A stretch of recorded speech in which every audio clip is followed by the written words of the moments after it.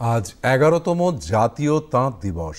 Silk খাদির তালুক মুর্শিদাবাদের হস্তচালিত তাঁতের তৈরি মসলিন, বালুচরী, গরদ তসরের চাহিদা এখনও অটুট।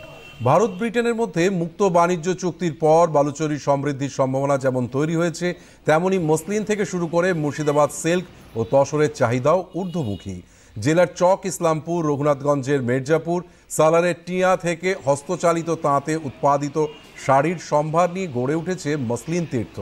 জেলার মানুষ ছাড়াও পর্যটনের টানে বিভিন্ন জেলা ও রাজ্যের মানুষও সিল্ক খাদির এই সম্ভারে ঢুঁ দেন। তাই এই দিনে এর প্রাসঙ্গিকতা স্মরণ করছেন তাঁত শিল্পী থেকে ক্রেতা বিক্রেতারা।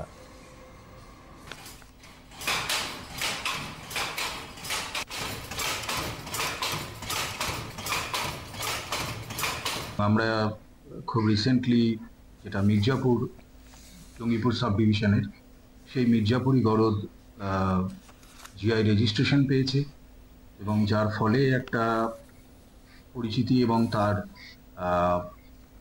একটা সারা বিশ্বব্যাপী যে বিস্তার সেটা আরও সহজতর হয়েছে মানুষজনের পক্ষে।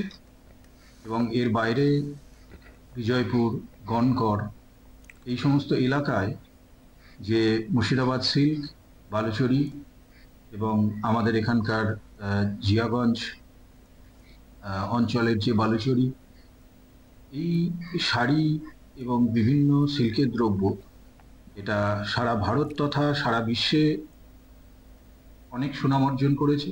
এখন আমাদের এখানে কাস্টমার ভালোই হয়, আগে থেকে অনেক মানে দিকটাও বেড়েছে, তো সেলটাও প্রচুর বেড়েছে আগের থেকে।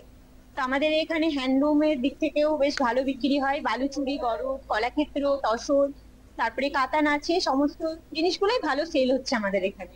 হ্যান্ডলুমের প্রোডাক্ট যেগুলো আছে খুব ভালো চাইছে কাস্টমার এসে, বা আরো কিছু নতুনত্ব চাইছে, আমরা সেগুলো সংগ্রহ করছি, বা এখানে ডিসকাউন্টও ভালো দেওয়া হচ্ছে, কাস্টমারে গ্রহণ করছে ভালো।